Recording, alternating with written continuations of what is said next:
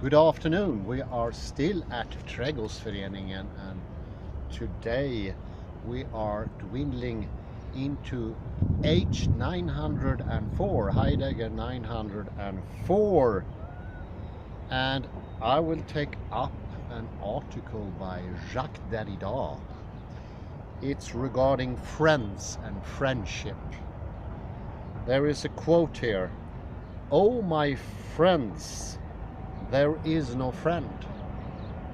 I heard this many times, and it has gotten this cruder message of meaning: if you have a lot of friends, you have no friends. And I would say that is an oversimplification that sort of blocks out a deeper and more interesting meaning. And this is the object of Jacques Derrida himself, to look further into this. And he starts by looking into the heterogeneity of a friendship, that friendships never ever are equal. And that is a more interesting take on this quote by Socrates. One could say that the expression "turn within itself," it has actually the form of a chiasmus, cleft, whose two parts intersects by means of a reverse impulse. The end of the saying comes round and back and meet its middle, creating an imperfect symmetry, such that it could be written: "Oh, my friends, friend there is none." But this chiasmic structure, that of a folding back, gets compounded once Derrida draws attention to the alternative version of the expression, where the initial omega of the Greek original is accented to shift from the simple vocative interjection of an address to "my friends" to instead a dative. "Oh, my friends" thus becomes something like "he for whom there are many friends." And the full sentence shifts to mean "he who has many friends can have no true friends."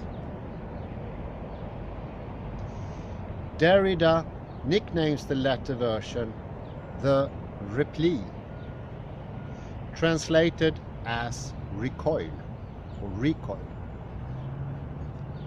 Recoil is a bouncing back, and it's the bouncing back to the middle of the sentence that we are investigating now, which is one of its senses, but which loses the nuance that matters here, that of a folding back or turning in upon itself. Recoil does, however, suggest that somewhat vertiginous series of twists that later in the text is called zigzag. And I was thinking like twist going down here. Vertiginous, you look down and it's like looking into the chiasm, cleft, and it's steep. You get this.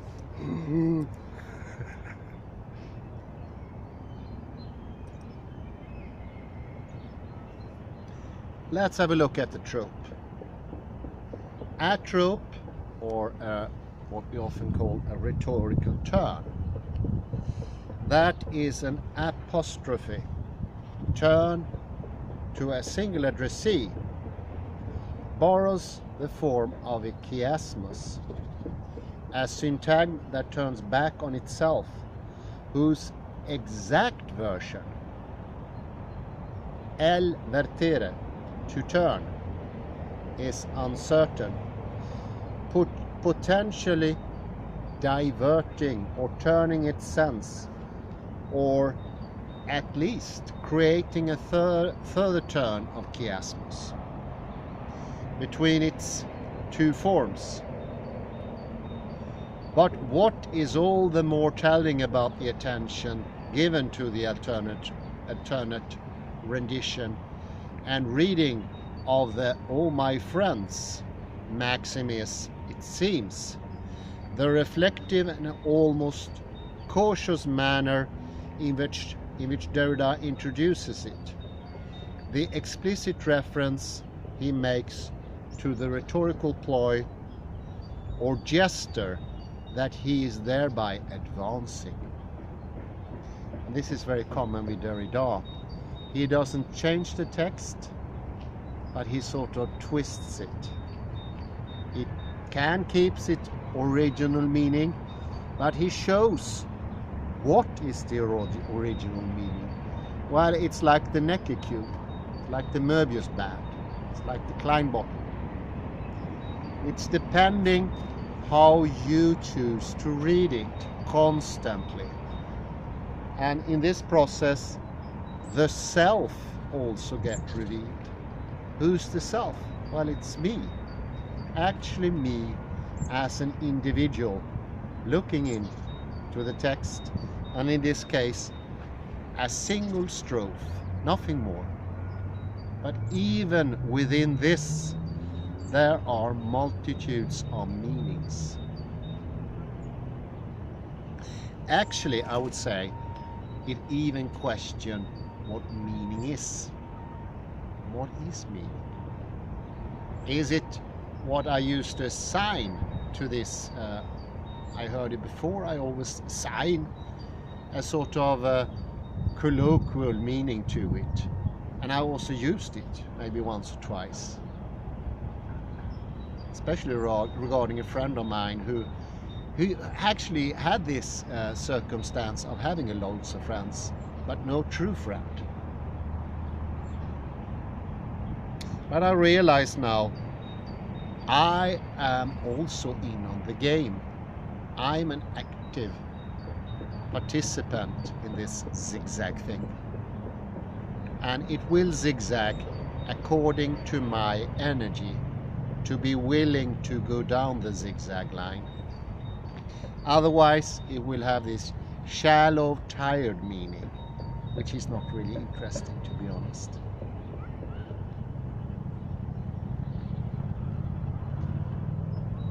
And it also clearly shows that for anything to have meaning, it also must have this reflective character of turning back on itself. A supposed idea that a strophe always is only pointing outwards can be revealed as a wish for presence, I would say. The idea that meaning is constantly always out there, and it's just for me to passively perceive the meaning. And if I don't perceive it, I need to explain to myself, or even somebody need to explain it to me. I think this second thing, this second turn, is something Derrida is also doing. He reveals that you are always responsible for the reading, and the more you understand that, the more you can get out of the reading. And I like the whole idea that it is a rhetorical ploy. To some extent it is. To some extent it's not. It is actually the very development of good, deep, thrusting meaning. And it's also in the moment when we have the fact of the reflection, and we are also implying a bit of caution. And that has to do with substance. To the gestures of rhetorical, exegetical and scriptural interventions, and that they represent as yet another turn in the abyssal layering that striate through the text. Above and beyond this discovering of another version of the maxim, or the reading of that version, one could say that Derrida here in this instance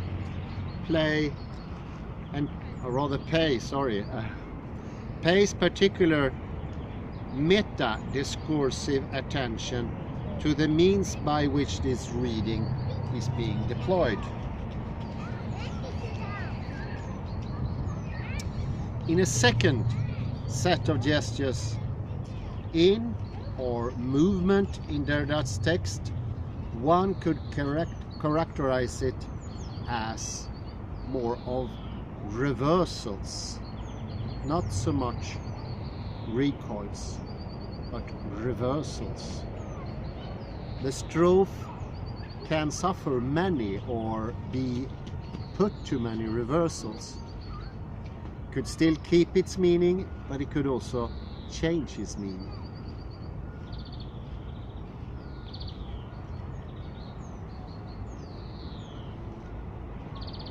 And however difficult it may be to conceive of a pure linear movement, we nevertheless understand a turn to be, by definition, disjunctive, taking apart, a shift away from the straightforward and the chiasmus, "Oh my friends, there are no friends," or "there is no friend," sorry. That is something that reinforces that. Derrida begins chapter 1 in his Politics of Friendship by emphasizing the contretemps of the two disjoint members of the same unique sentence. It's the two different parts of the sentences. "Oh my friends," first one, and "there is no friend."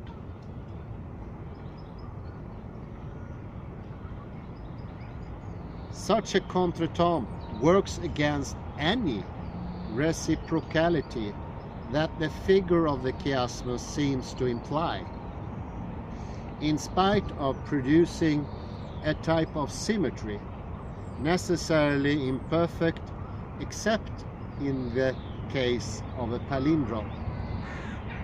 And in any case, given the two opposing directional movements, the chiasmus involves a disjunctive force that allows, potentially at least, for substitution and reversal. The folded back second half of the syntagm sets itself up in competition with the first half. So I want to say there's a strain in between the two halves. And you can actually talk about the force here, because depending on which part is winning, you will have a different shift in meaning. And you can also say that they are completely equal, and that will in itself give a different meaning. Let me get back to my original coarser description.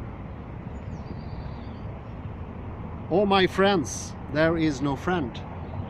If the weight is on "oh my friends," that will not mean that there is no true friends, because now the weight is "oh my friends." And it could mean there is not such the existence of a new friend. All of a sudden that possibility comes forward. But whereas we put the weight, which we usually do, and what I usually did, in the later one, and probably could, even with my voice, emphasize and say clearer, there is no friend, in a dramatic voice. All of a sudden, well, you noticed the weight has shifted. They are no longer equal. It's the last part that gains. Will it be like this for everyone? Well, let's assume that we are a group and maybe one of the fellows are well read. He could possibly not accept my specific intonation that I want to enforce. Could be an objection, and in this objection he could even firmer push the weight on the side of all my friends. And this is always happening in arguing, in polemics, and we need to be aware of it. Wow, it's a level of awareness, because as I said before, there are many different layerings even in this simple strophe. And where you are striating, no matter how that is pronounced, when you put the layering or choose to see the layering, it will be a difference. As this fellow, in contradistinction to my special emphasis, there is no friend, he would turn on the other side and it will be, oh my friends, there is no friend. There is a subtle, almost non-perceivable change, but for some it's very important. I would say for all, even if you're not consciously aware of it. And this is one of the things I really like about Derrida. You can take a text that seems to be so incredibly simple, it's just a strophe, and you will begin to understand here we have a myriad of meanings.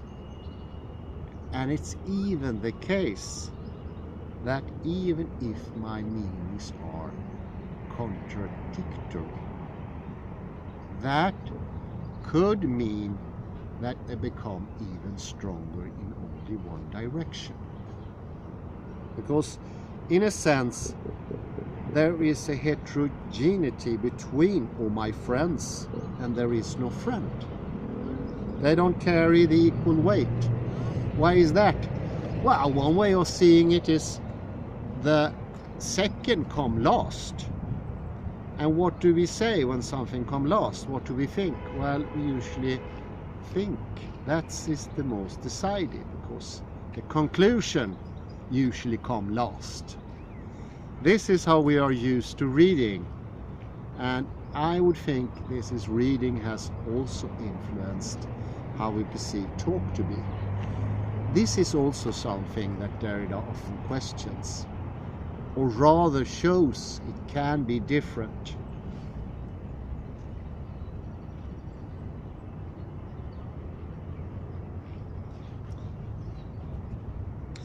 More such reversals are to come. Oh, sorry, I said Socrates before, didn't I? It's Aristotle, sorry. We read, breaks with the reciprocality of friendship. It's a two-way traffic. It's a mutualist scheme of requited friendship. To argue for a preference of loving over being loved or liked, since one can be loved without knowing it. And since in general terms it is better to be the active party, preference is given to the one doing the loving. And this makes for what Derrida calls the necessary unilaterality.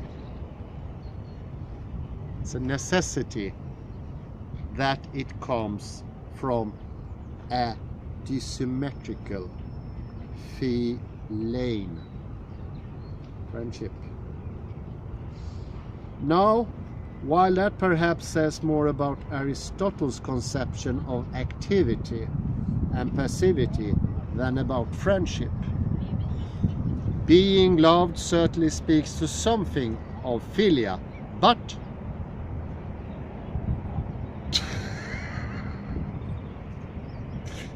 pause. If you put a pause, please. Sorry about the break here. A little bird took a sip of my drink, and although I love birds, I know that especially the birds frequent here in Gothenburg, most of them carry salmonella, and it's not something you want to have. Actually, oddly enough, there will be a lot of people who objected to eating something from the ground, but actually that wouldn't hurt you. It has to be a living being and it has to be fresh. Then we can have a transference. I'd say the same goes for friendship in some way. It needs to have this freshness. It needs to be, well, that is also a question here. Could it be unilateral, as Derrida suggests here in the third take on matter? Well, let's look into that further. Philia, I said, says nothing of friendship itself, just says there is some attraction, some love coming from one direction. Usually friendship implies more of a mutuality.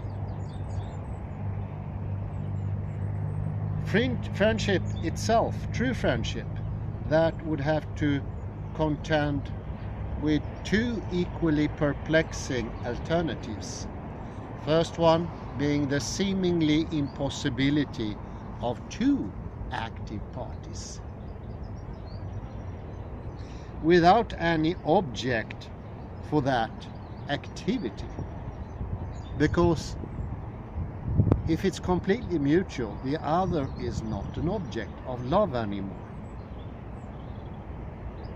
They are both active, they're both subjects, so no one is the object. How very interesting.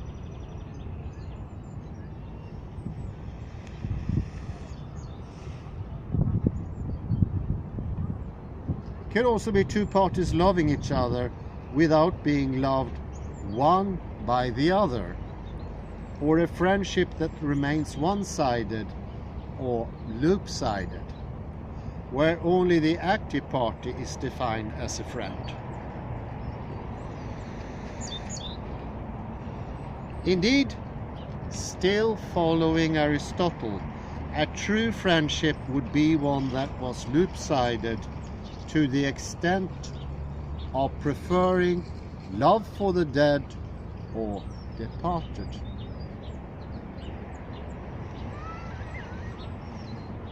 The activity of friendship that makes true friendship dependent as it is on the breath of a living, active soul is at the outside, an outside that becomes its innermost possibility, dependent upon death and mourning. The missing is also a very important part. In friendship, to miss the friend is also part of the friendship. How odd.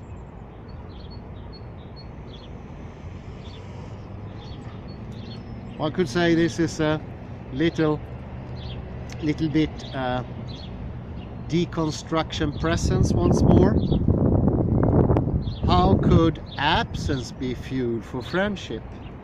Well, Derrida actually shows that to be a possibility as well, and probably a very important part of the relationship.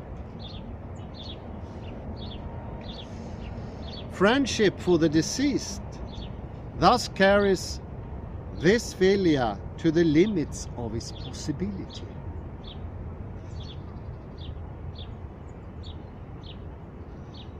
But at the very same time, it uncovers the ultimate motive of this possibility.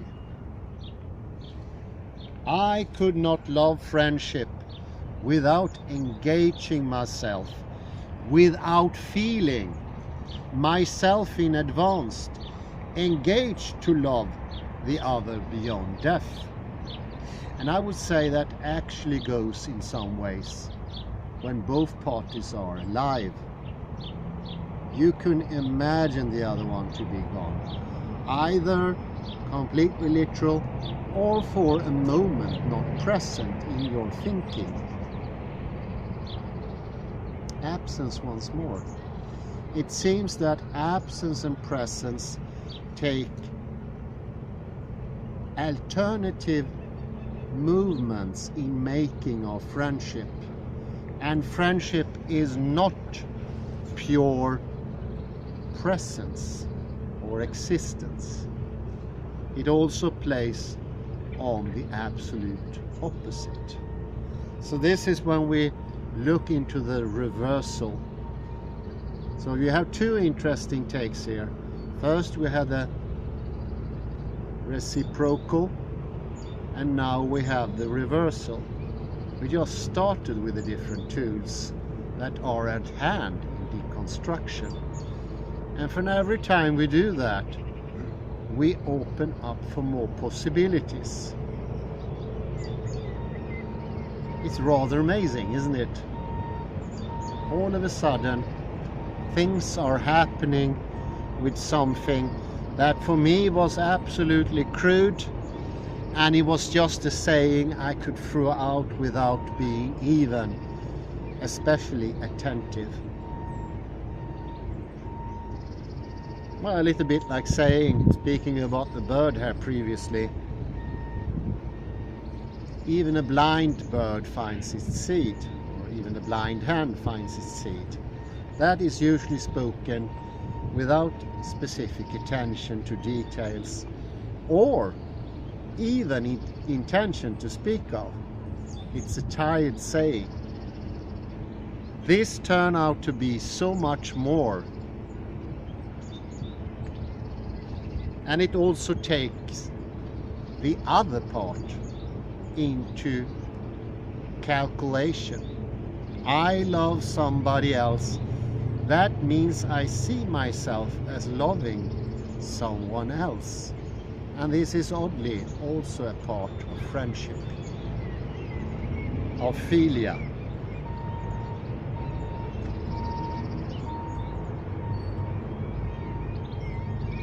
And here we can use Aristotle's logic that he himself was a very adamant spokesman for, and that is the logic of absolute reversal. We can also see in some ways it's much more intricate and complicated than Aristotle himself thought. We all know Aristotle is the famous man beyond the absolute prohibition about anything in between. Nothing can be in between existence and non-existence. That was absolutely not allowed. And he also made this very same difference between active and passive. And also there could be nothing in between. Could not be other takes. But here we're starting to realize there can be a lot in between. Both in between and I'd say underneath.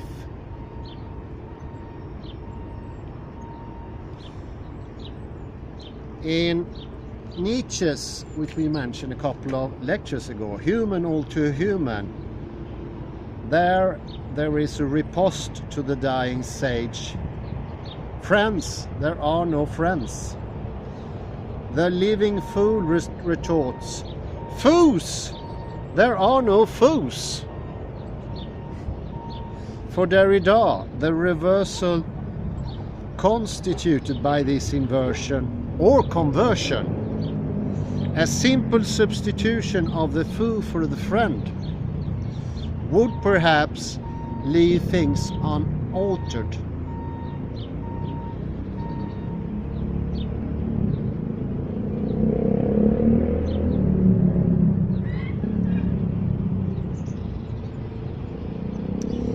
Another version, that of the good friendship, described in the assorted opinions and maxims, involves instead a more complicated rupture in reciprocity or equality, as well as the interruption of all fusion or confusion between you and me.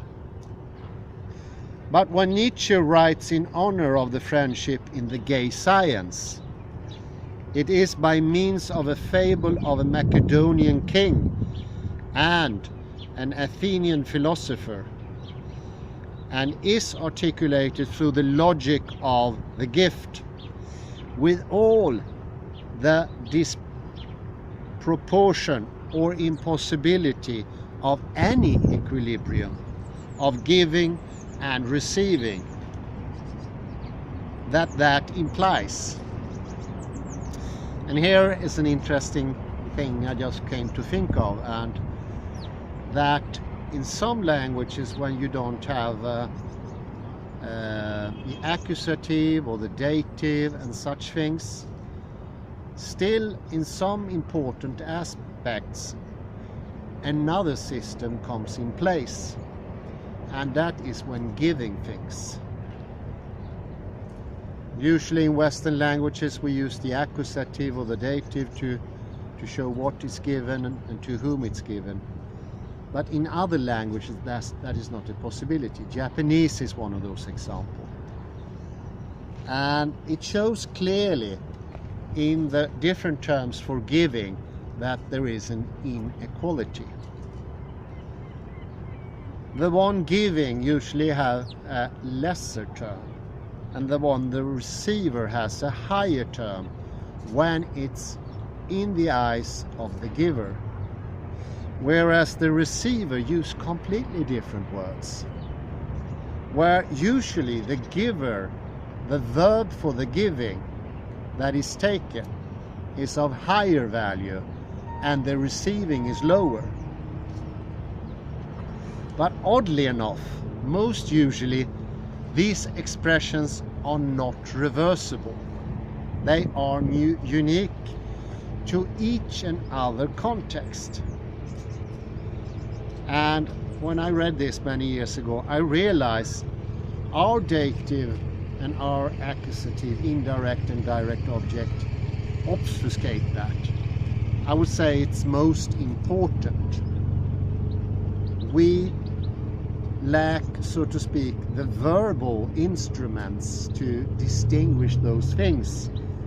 And I felt the pleasure in using these expressions and going into a wide range of complexities that were beforehand shut out of my perception and understanding. It was most interesting. And giving a gift in these most interesting relationships, I wouldn't even call it relationships, sometimes it was pure verbal, was so much more rewarding, both as a giver and a receiver. I gained a lot of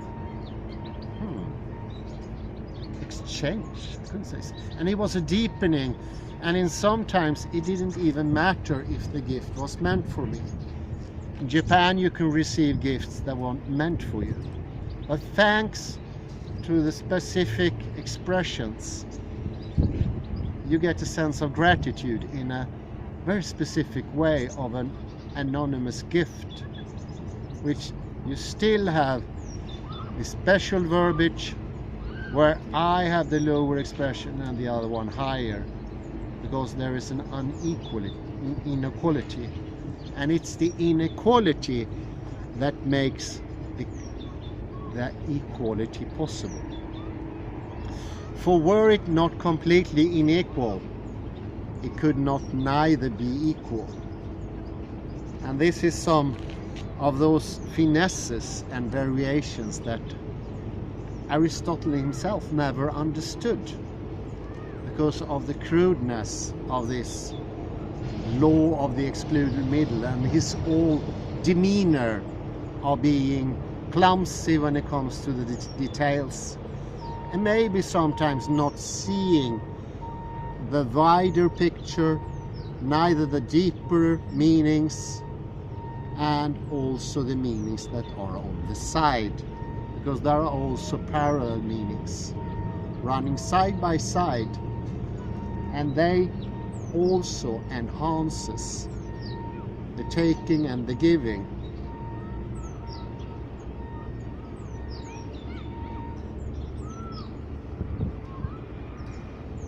Derrida calls this inequality of the gift a rupture, a sort of a new twist that is at both times both gentle and violent, like a violent giving, one that calls friendship back to non-reciprocity, to dissymmetry, or to disproportion, and whose stakes are high, because it leads him directly into the heart of the aporetic madness of the chance of friendship, as of decision, justice, and democracy. Isn't that interesting? I think the machine has taken the most of my awareness, but it's also time to round off here. I think it's most interesting, as always, when it comes to these deeper and fractal investigations, and especially now when it's focused on this very singular strophe. I say thank you very much for your patience, and I wish you a very pleasant afternoon. Bye bye. Excellent. Thank you.